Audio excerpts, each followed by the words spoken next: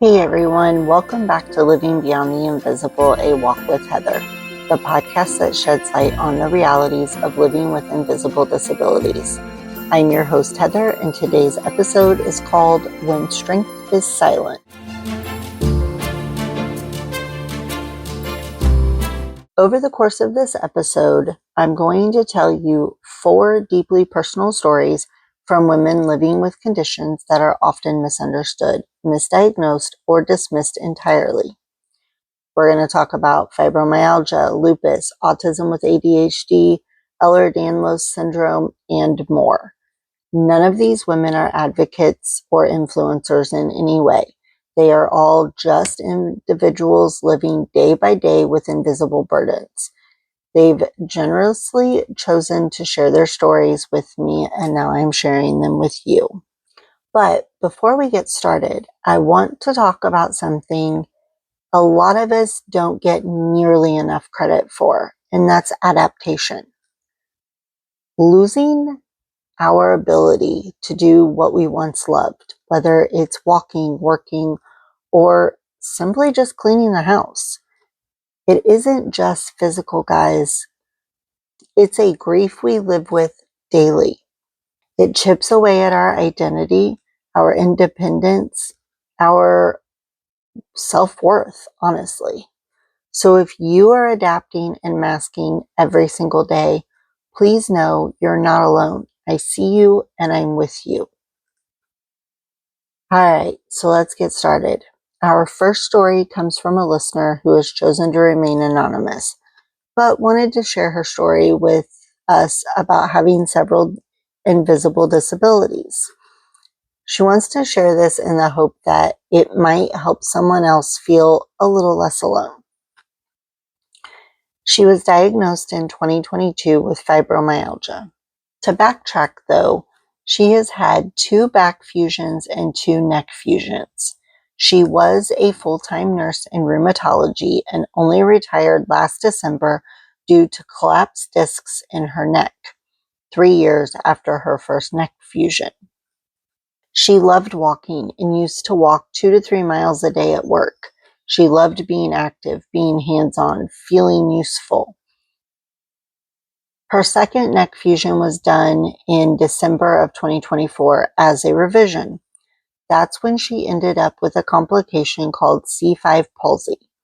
She couldn't raise her right arm and had to go through 8 weeks of physical therapy just to regain that movement. She can lift her arm now, but still doesn't have full use of it. Before that surgery, she had already been diagnosed with arthritis, osteoarthritis, degenerative disc disease, and fibromyalgia. The fibro diagnosis explained so much of the pain and exhaustion she had been quietly pushing through for years. She has a high pain tolerance, but some days she can hardly function. And trust me, I get that because I too have a high pain tolerance and can barely function some days. These days, though, she can't walk long distances, she can't vacuum or mop her floors. Some days she can barely move at all because of the pain and stiffness. She is grateful that she reached her weight loss goal right before that last surgery, though.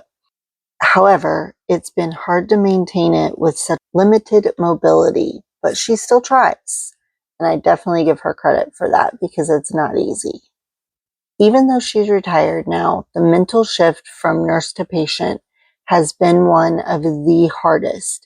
She knows what's happening inside her body, and still she struggles to accept it. She pushes through, she prays, and she reminds herself that she's not alone. She truly believes the Lord carried her through the worst of it. Next up, we have Claire, who is 38 and lives in Madison, Wisconsin. She's a mother of 2 and worked in accounting until lupus made full-time work impossible. My symptoms started when I was 31. I had just had my second child. I was exhausted all the time, and I don't mean new mom tired. I mean crawling to the bathroom kind of tired, Claire said. Her symptoms were dismissed as hormones, depression, or stress by 4 different doctors over 2 years. It wasn't until a young rheumatologist ran the right labs that she was finally diagnosed. I've been told it's just stress more times than I can count, but stress doesn't make your body attack itself. Guys, when I read that quote from her, let me tell you, I felt that in my soul because she's right. Stress can do a lot of damage, but it does not make your body attack itself.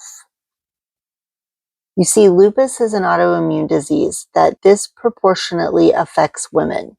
It causes the immune system to attack healthy tissue, leading to widespread inflammation and potential organ damage.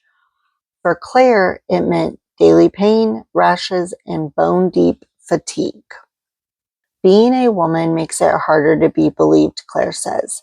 Doctors assumed I was anxious or hormonal. Even now, I hesitate before telling someone I have a chronic illness because I know they'll think, but you don't look sick. Claire lives a life of constant balancing. She paces herself, manages medications, and lives with limitations she never imagined she'd face in her 30s. I miss being able to say yes without hesitation, but I've learned to redefine strength, to find it in quieter places. All right, now let's hear Olivia's story. Olivia lives in Denver.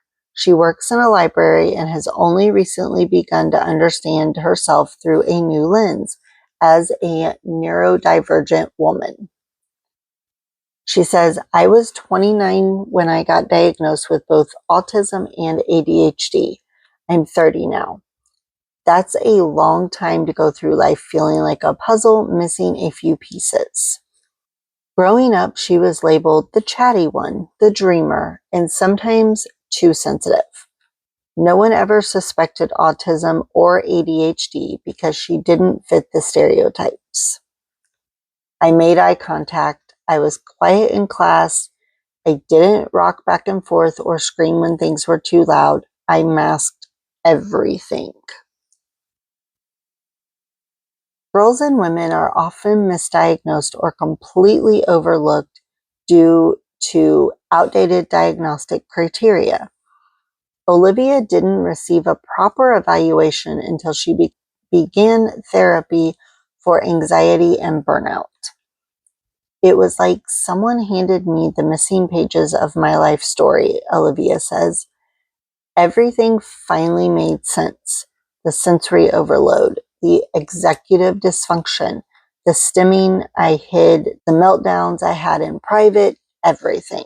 There was grief too. Grief for the girl who had to pretend, to mask, to push through. Now she's trying to live more authentically with grace for herself. I want people to understand that autism and ADHD don't necessarily look just one way. Women are falling through the cracks and masking isn't thriving, it's surviving. Our last story comes from Mia, who is 26 and lives in Atlanta. She's had symptoms since childhood, frequent dislocations, sprains, unexplained bruises, but no one ever connected the dots.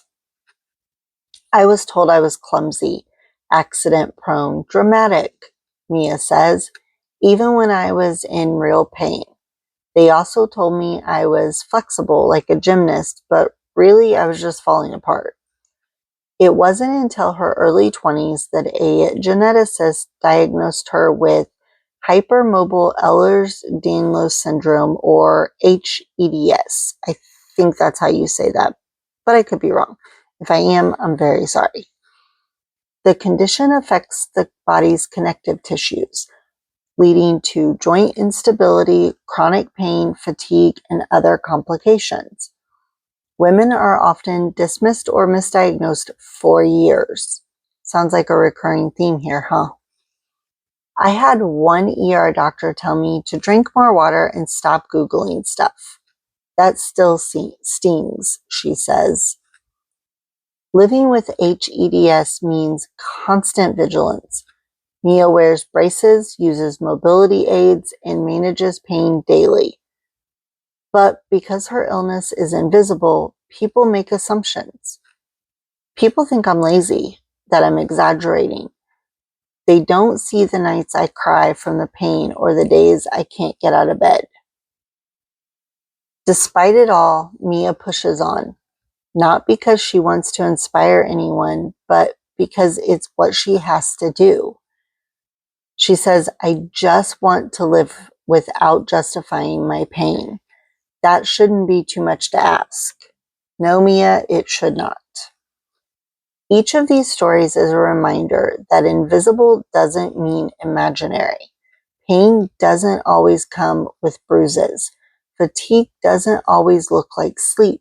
And strength doesn't always roar. It often whispers, endures, and survives. To our anonymous storyteller, to Claire, Olivia, and Mia, and to you, the listener, thank you. Thank you for continuing to walk forward, even when the world doesn't see the weight you're carrying. Thank you so much for joining me today on Living Beyond the Invisible, A Walk with Heather. If you'd like to connect or learn more about the podcast, you can find me on Facebook and Instagram at Living Beyond the Invisible, A Walk with Heather. I will have those linked in the show notes. I'm Heather, and until next time, take care of yourself and always remember some of the bravest battles are the ones no one else can see.